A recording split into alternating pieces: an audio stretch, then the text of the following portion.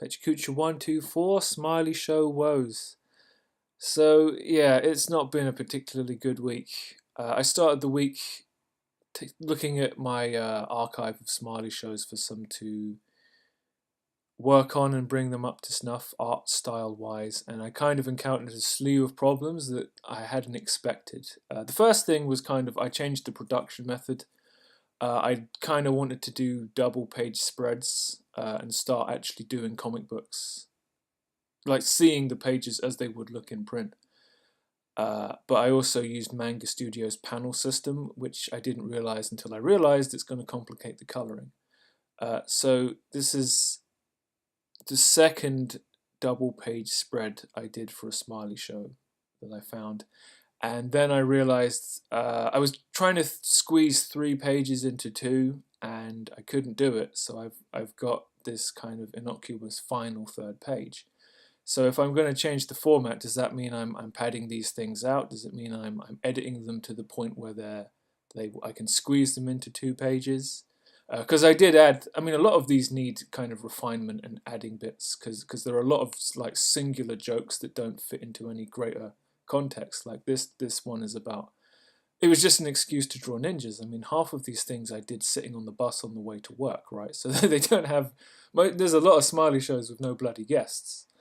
I did a second page of this when I was in Manga Studio this week, and it kind of, effectively, it's just a gay joke about Raiden, where Volgin shows up from Metal Gear Solid 3, and hilarity ensues.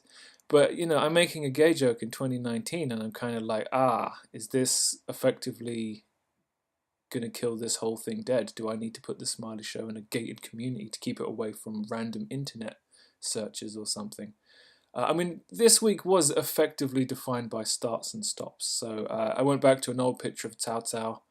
I was going to recolor it to make it more painterly, just mess around with different brushes, and I kind of lost interest as soon as I started. You know, because really it's his face that needs redrawing. But it's good enough. I mean, Right, so this was, I was reading Preacher, my collection of Preacher comics again. I decided to grab the first couple of pages, sketch them out, and just learn from Steve Dillon, who's way better at this comic book shit than me. So that was the first sketch where it's kind of everything's proportionately wrong. I had to stretch the canvas and stuff. I came in with a second sketch and layer, and then I got way more detailed. So, you know, it's not very often I do an establishing shot that's actually got 2-point perspective, so there's a lot to learn there. And just the way Dylan is, I mean, he's put the 3 talking characters in the complete back of the smallest thing in the panel. And then it's got like the ceiling in there, and I think, yeah, that's 2-point perspective again. It might be 3-point perspective. And then the bottom of the page is, you know, it's kind of the headshots. This is where I live, but really I don't know how to draw faces in a way that, you know, these look like comic book faces, and the faces I draw don't. Steve Dillon has a very particular way of drawing faces. They all seem kind of samey, but then if you've ever looked outside, people do typically kind of all look kind of samey. You know, mouths are the shape mouths are, and there's a variations in noses, but a nose is a nose and eyes are eyes. You know what I mean?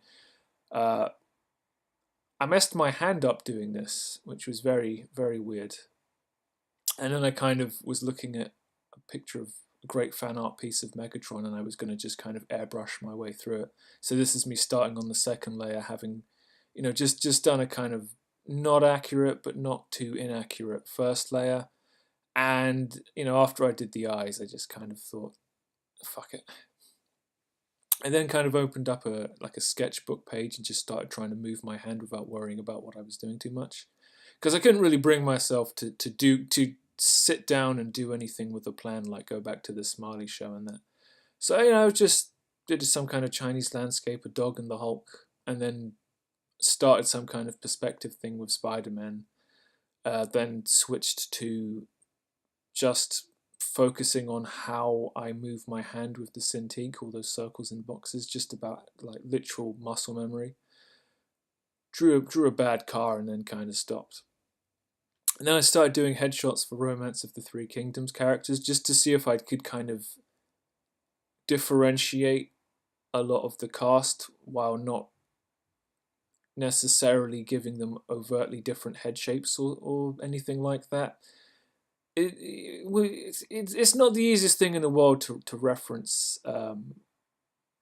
Chinese historical military figures when there's not that much reference of the time. But I think looking at it at the way you see characters done in things like One Piece, it is possible for me to differentiate quite a lot of these characters. I could name them all, but then I couldn't explain what I was doing. So surprisingly, I'm back watching Vlad TV this week. Casanova has an interesting story where he's a guy who kind of not accidentally, but he slipped into being a successful hip hop guy when typically you hear a story of people grinding away for decades in obscurity. His is like the opposite story.